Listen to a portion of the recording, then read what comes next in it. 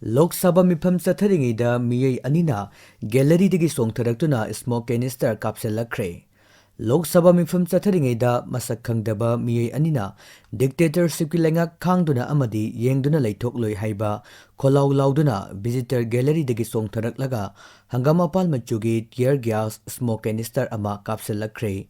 Miyai ani asigi thong aduna Lok Sabha gi mifam yauriba members singda pakhatpa pokhan khibaga lonana nungthilpung ani phawba mifam yaithokhi mifam charang naringeida thokiba thogdok aduna maram oraga nupi member khara house ki mapanda thokhi panba yabadi ngasi Parliament ki attack ki kunganithoi shuba anniversary pangthokpaga lonana West Bengal gi BJP gi MP Kharge Murmuna wangang lingeida miyai ani ase khangawdana sangsilaklaba matungda speaker gi manakta sangnaba honabada house ki members singna pharaba matungda police da khusin nakhibani ngasigi thodok adu security gi section thorang wat panani haina congress ki MP singna maral sekhi khongjang sangsilakliba miyai ani ase kanaga kari mari leinabage haiba haujuk fawbagi oina khangba ngamdre ningsingba yabadi kumjali sing ani amagi ngasigi numit asida militant singna parliament attack tawduna miyai kaya sian khibani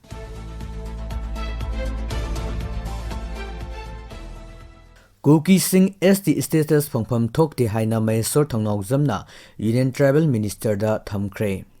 Scheduled Tribe State ki victim card sizinaduna khudong chabalong na bohona riba Kuki Singh asi SD status phangpham thokte makhoida piriba status asi lokthokduna yellow furup oideba maiti singda pifam thoi haina political activist Mysore thangnaw jamna Union Tribal Affairs Minister Arjun Munda da taksinkre New Delhi gi Parliament House ta ngasi Mysore na Union Minister Arjun Mundraga unaduna Meitei Singna SD status phangpham thoi haiba warol yawba memorandum ama pisin kibaga lanana Manipur gi puwara gi record oiba Meitei amari Kuki asi karamba furup no haiba masak takba annexure point yawba larek amasu minister gi mafam da kusin nakhi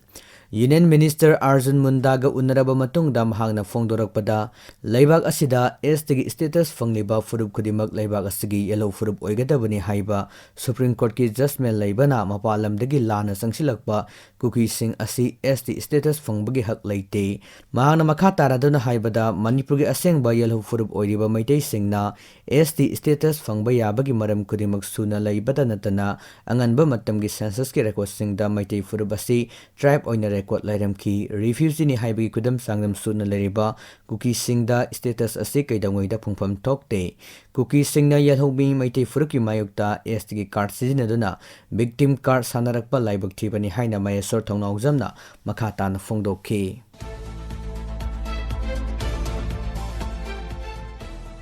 MYC Moregi President the Sirakpa Maral Yumpham Yaude Moregi SDPO Eramba Songtham Anand Hatkiba Thodok Aduda More Youth Club Moregi President Philip K. Kongsai Chennade Haina Fongdorokiba Wafam Adu Yumpham Yaudaba Wafam ni Haina Club Asigi Vice President Trim Sengkampau Haukip Amasung Joint Secretary Pakhongthang Haukip na Kuyek Piduna Thatorokpa Cherol Amana Fongdorakli Cherol Asina Hai Philip M. Kongsai More da Lariba Naha Singyai Fathorang Kea Togduna Lakiba Misak Amani Moregi SDPO Songtham Anand Hatkiba Togdoka Mahaka Karigumba Hiram Amatada Mari Lenede Maramasina Mahaki Matakta Sirak Iba Maral Adu Yumpham Yaude Mahapu Mingset Tina Bohona Balaibak Tibani Haina Cherol Asina Makatari